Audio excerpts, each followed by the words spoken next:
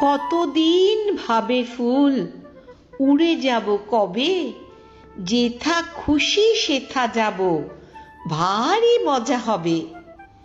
তাই ফুল একদিন মেলি দিল ডানা, প্রজাপতি হলো তারে কে করিবে মানা। রোজ রোজ ভাবে বসে প্রদীপের আলো, উড়িতে পেতাম যদি হতো বড় ভালো।